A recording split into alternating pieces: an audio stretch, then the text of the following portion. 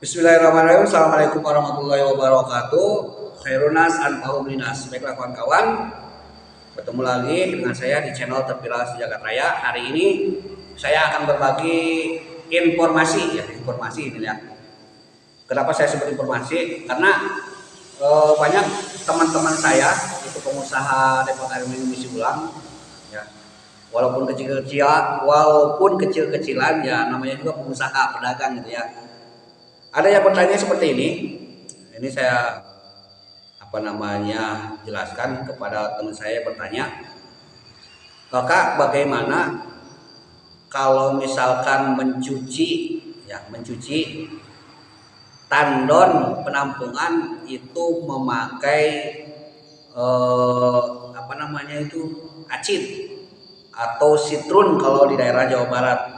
Nah, bentuknya seperti ini. Nah, seperti ini, acid atau sitrun.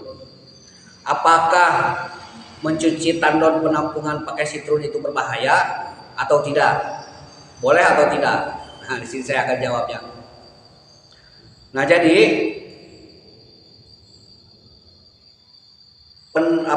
mencuci tandon penampungan itu pertama harus rutin ya, harus rutin minimal itu 1 bulan sekali. Sehingga kotoran-kotoran itu tidak terlalu kotor atau bahkan mengerak. Nah, ini terjadi pada kawan saya ini yang bertanya. Jadi terlalu asik menjual galon sehingga tidak memperhatikan tandon penampungan. Pas dicek ternyata tandonnya itu mengerak gitu ya, kotor. Ya, tidak cukup pakai memalem dan lain sebagainya. Nah, maka saya sarankan minimal cek tandon penampungan itu 1 bulan sekali. Itu silakan bersihkan, gosok. Jadi jangan hanya menjual, tapi harus diperhatikan kualitasnya juga. Nah, itu pertama. Nah, sekarang ibu pertanyaan, kawan saya ini ternyata terlalu asik menjual galon sehingga kurang memperhatikan tandon penampungan. Nah, sehingga tandon penampungan itu kotor sekali, mengerak ya, bahkan sampai berwarna hitam ya. Nah, dia bertanya apakah mencuci tandon pakai acid atau sitrun itu berbahaya? Karena memang acid ini sangat ampuh ya untuk mencuci kotoran-kotoran, apalagi yang berlumut itu kalau pakai acid itu tinggal dimasukkan sedikit, kasih air, itu tunggu 5 menit, itu langsung rontok. Nah, itu ampuh sekali ini acid. Nah, itu sitrun ya, acid tadi yang saya pampang tadi gambarnya. Nah, sekarang boleh nggak kejadiannya kepada tandon? Maka saya jawab di sini boleh. Ya, jadi boleh kita mencuci tandon yang sudah kotor, yang sudah mengarak itu pakai acid. Nah, caranya seperti apa?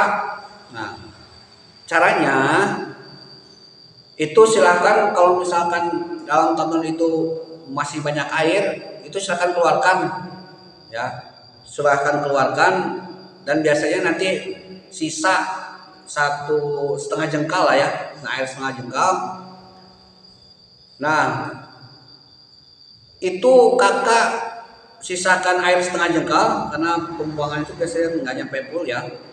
Nah, lalu masukkan acid ya, acid tadi, acid atau sitrun itu sekitar 2 lah ya, kalau 1 tidak kurang maksimal, kasih 2 atau 3. Nah, tunggu sekitar 10 menit ya, tunggu sekitar 10 menit. Itu biasanya nanti kotoran-kotoran yang hitam di dalam tandon itu kelepas sendiri ya, tunggu 10 menit aja direndam, itu kelepas sendiri. Setelah 10 menit baru kakak bisa gosok ya dasarnya itu. Nah, kalau untuk dinding-dindingnya, nah ini yang repot karena tidak bisa direndam. Itu silahkan cukup disiramkan saja dinding-dindingnya, disiram terus tetap air itu, pakai air acid, disiram. Nah, itu digosok pakai apa namanya? Tahu pencucian piring yang kawat? Ya, itu. Pencucian piring yang kawat seperti ini nih. Nih gambarnya nih. Pencucian piring yang kawat. Nah, ini insya Allah rontok itu kotoran-kotoran, apalagi pakai acid ya. Jadi siram aja dulu, disiram sekelilingnya apa namanya yang terlihat kotor itu disiram pakai air acid yang masih tersisa, yang bekas gosok yang dasarnya itu tandon disiram saja. Nah, digosok pelan-pelan, jangan terlalu kencang ya, pelan-pelan pakai pencucian piring yang kawat.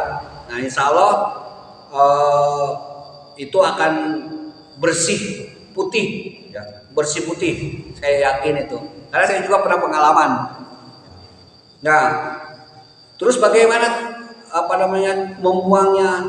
Ya, itu kan ada sisa-sisa air ya, sisa air acid. Itu kakak bisa dikeduk sedikit-sedikit pakai gayung dan dibuang secara manual tentunya, karena apa namanya pembuangan tandon itu biasanya ada jarak segini pembuangannya, dibuang sampai bersih sampai kering.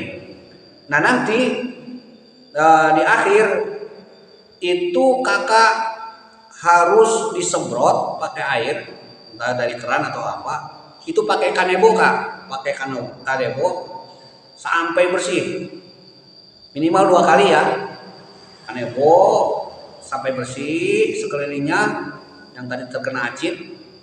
Udah selesai, buang lagi yang di bawah ya sampai bersih, lalu siram lagi, gosok lagi pakai kanebo. Setelah 2 kali insya Allah apa namanya sisa-sisa zat atau apalah dari acid itu insya Allah akan hilang ya. Mungkin itu aja yang dapat saya sampaikan buat teman saya tadi yang menanyakan boleh nggak membersihkan tandon penampungan yang sudah terlalu kotor memakai acid. Jawabannya boleh, dan teknisnya itu seperti yang saya sampaikan tadi ya, teknisnya harus seperti itu. Kalau bisa 3 kali ya, kalau bisa 3 kali. Kalau misalkan sudah terlalu capek itu cukup 2 kali saja ya.